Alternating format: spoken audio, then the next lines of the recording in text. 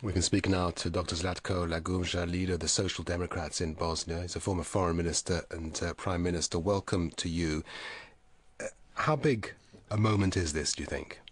Well, I think this is a great moment not only for Bosnia and Herzegovina but for the region as well, because this is giving us chance to close one chapter, as President Tadic said yesterday. This is only a chance to do it. This is a chance to learn something.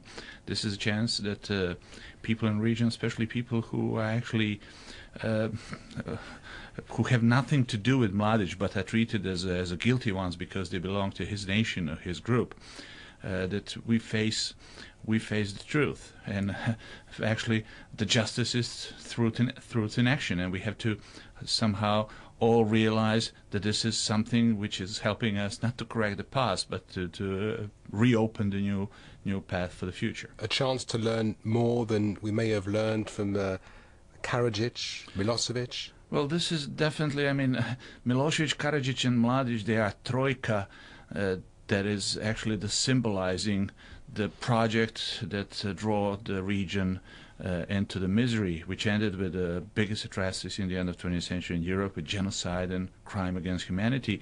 But I think that Serbia has, and Serbs generally speaking, have to go through some kind of cathartic process to realize that they should not be the hostage. This is not about Serbia. This is not about Serbs. This is not about Republika Srpska. This is about war crime project that was done on behalf of nation, which is great nation, but they have to admit that certain people drove the overall country's region in the biggest crimes, and we have to fight with it in order to open the process of reconciliation, because this is, after all, maybe the end of the beginning, of if I can put it this way, the end of the beginning of facing with what really happened, and learn among us that this never happens again. Of course, Mladic was necessary to be in Hague in order to have that chapter closed. If we go back to Srebrenica, at the time, some people escaped. They made their way. They saw this. They went to you to tell you what was happening. I'm just wondering about your sort of personal feelings now with what's happening today. Well, I'll give you one of my relatively fresh example. Just 10 days ago, I was with some of my colleagues, my students, doing after one Harvard Business School program that we had in the city of Sarajevo in our school, and I was sitting with a group of my friends, and one of them was a young gentleman who had PhD in Germany in international law. He made PhD on crime of genocide in Srebrenica, and he's actually the survivor of Srebrenica. He was 18 years old when he was translating to Amprofor as one of the few people in Srebrenica who knew English.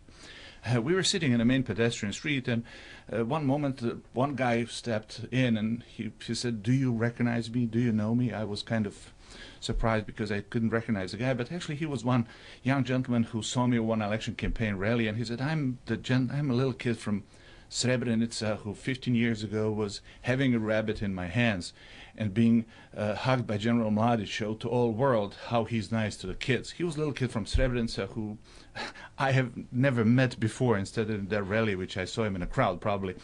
I'm giving you an example of these two kids. They're almost same age. One of them is today PhD doctor, a minister of education in Sarajevo from Srebrenica. Another one is who actually escaped Srebrenica, who was in front of the fire squad as a 12 years old kid after Mladic was showing him on a major TV cameras.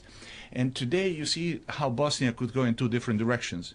You have a gentleman, young gentleman from Srebrenica who fought for 15 years, who has his master's in European integrations, in international law. Another one who remained with 8 years of elementary school, who is goofing around the Bosnia and Herzegovina and working for one pound per hour if someone gives him an offer. So I mean, this is justice for the whole spectrum of the people, and we have to see that there are more people like Emir, who is now fighting for the future of his country by learning, educating, and showing the truth all over the world, and of course helping to another one, Muhammad, who happened to be stuck in misery after he left Srebrenica. Thank you very much for your time, Zlatko Lagumdzija.